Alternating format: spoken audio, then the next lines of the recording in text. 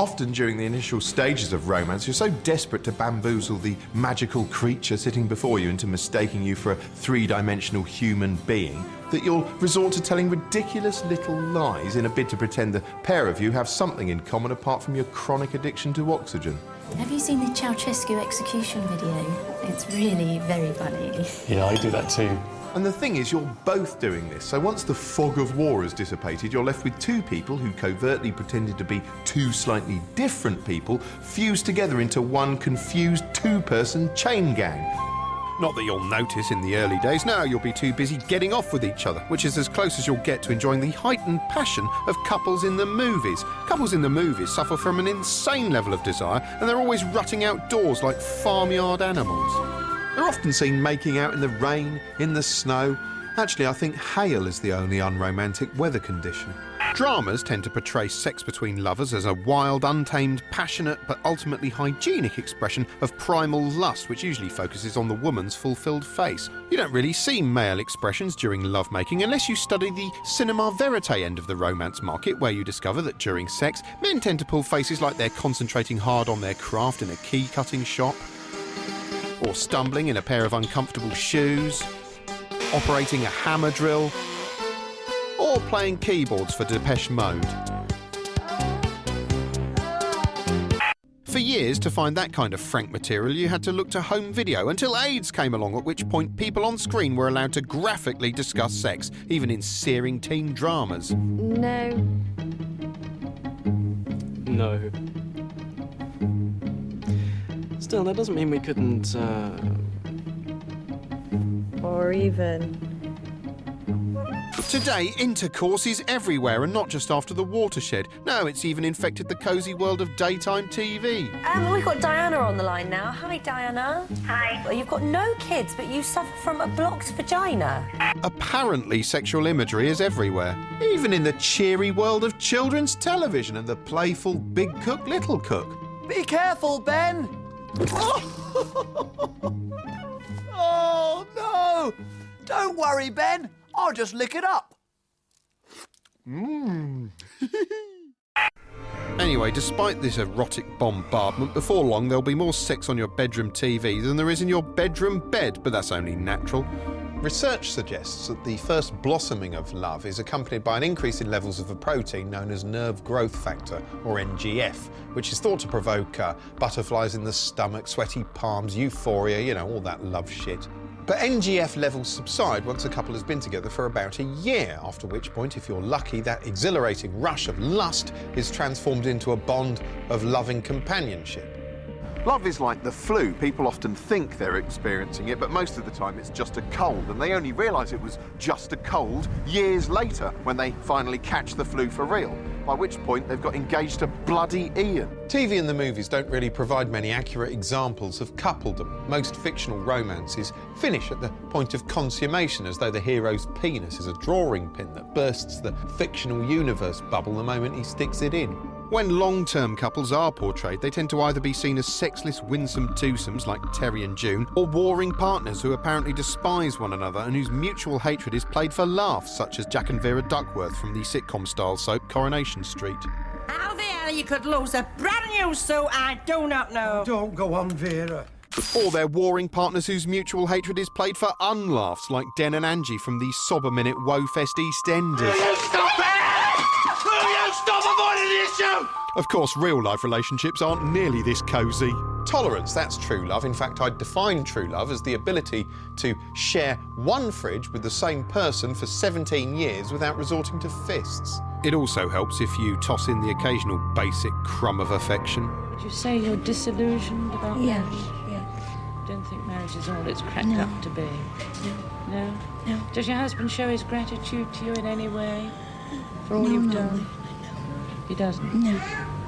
No way at all? No, not really, no. Does he ever buy you anything? No. Never bought you any flowers? No. Would you like that if he did?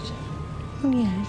Yes, unless you cultivate a meaningful, quiet, unshowy love for each other, once the NGF leaves town, the dull tedium of life will wear your union down. It's like being cellmates, except neither of you has to defecate in a bucket now and then while the other one lies on a bunk, silently facing the wall. Every day the same person murping on and on about the same 3 or 4 subjects through their mouth, which not so long ago was a delicate, beautiful thing you enjoyed kissing, but now is just a sort of underwhelming content delivery system. Oh, you had a day at work, did you? Oh, yeah. Oh, no, that does sound miserable. Oh, tell me about it. Tell me all about it. Tell me all about your life in detail forever. On and on burbles their mush cave, talking about stuff that happened to them and things they consider important, sharing their feelings while you just point your face in their direction and hope that your expression doesn't betray your aching isolation and your raging need to just open your own mouth and shout, "Oh, for God's sake, just shut up! Shut up!" And all the while, the emotional rocket fuel that propelled you into this situation in the first place was expended long ago. Now there's no momentum left. So what do? Well, you sit there anaesthetising yourselves together, watching more television. Yeah, staring at the same machine that helped you into this mess. The machine that threw pretty folk at you till your own self-worth was shat through a bin bag. The machine that said true love meant grand gestures and rampant sex, that hammered home the false idea of the perfect soulmate, which a flawed human partner with their toenails and earwax simply doesn't seem to be anymore. Television, the machine that wiped its arse on your Valentines. If your relationship is teetering on the brink of collapse, there is one thing TV can do to help. It can help make the breakup entertaining. Take Breaking Up with Shannon Doherty, one of the cruelest shows ever devised, in which former 90210 villainess Shannon Doherty helped members of the public carry out televised dumpings of unwanted partners.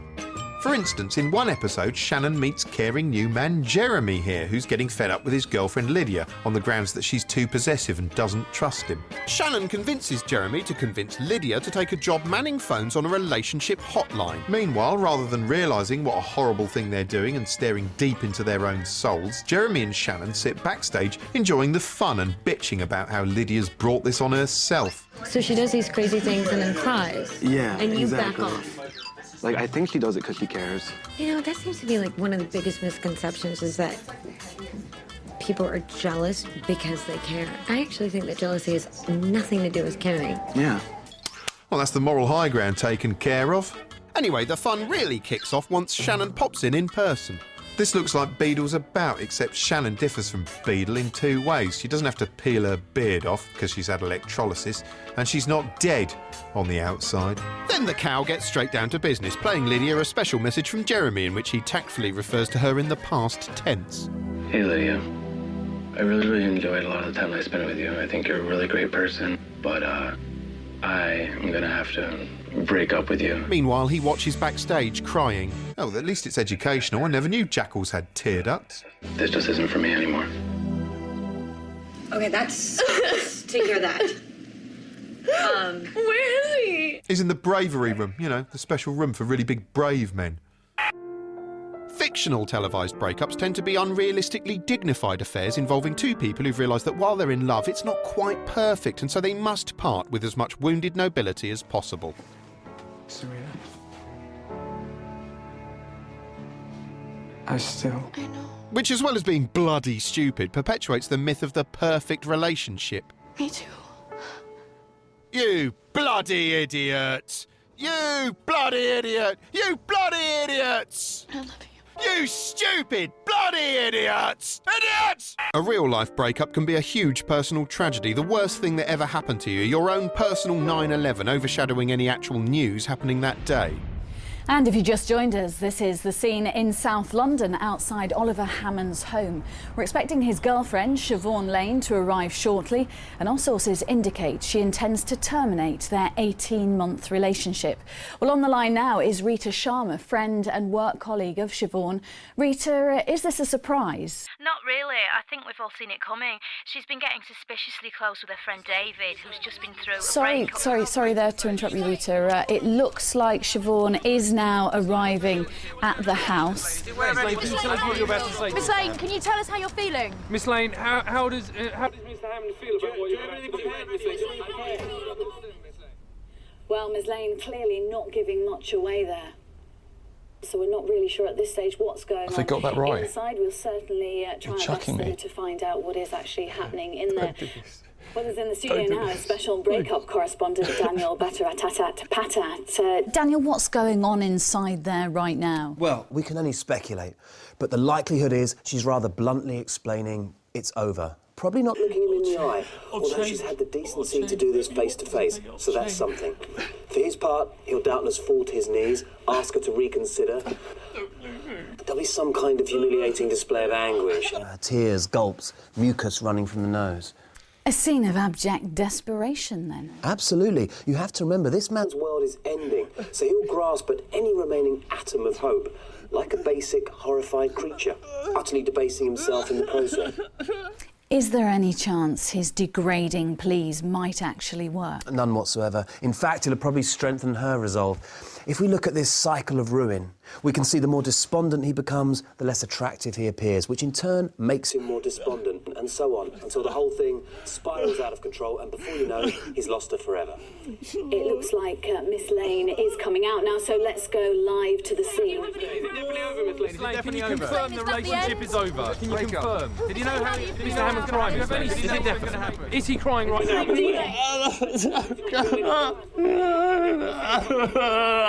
Still tight-lipped there. I suppose the question is now, what will Oliver do next? Absolutely. And the answer is, well, he'll probably crawl over to the sofa and lie there feeling sorry for himself. He'll sniff, he'll wipe his nose, he'll run his hand through his hair, do a sad little cough.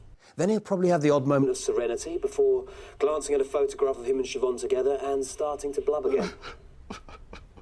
And now you've got to step back on the treadmill and go through the entire dispiriting process all over again, trying to find someone attractive, taking them on dates, having sex with them, sharing your feelings. Sickening, isn't it? And all because you're so desperate to find the one, this mythical, impossible one who probably never existed in the first place. Which means, unless you're very lucky, you'll wind up feeling like you're just settling. You know, there aren't enough love songs about just settling. I'm ready, girl. Hey, baby. We've been together for a while now. And there is something I want to say to you. Yeah. Girl, you're not quite everything that I had hoped you'd be. You're not that good looking, and I'm not really impressed by your personality. Yeah, I'll pretty die, but I've been searching so long, so it's time I said to you, 'cause I don't wanna be alone. At the risk of not finding better, girl, you're due. At the risk of not finding better, girl, you're due. You're pretty dumb, baby. You are so tall. Let her know, man.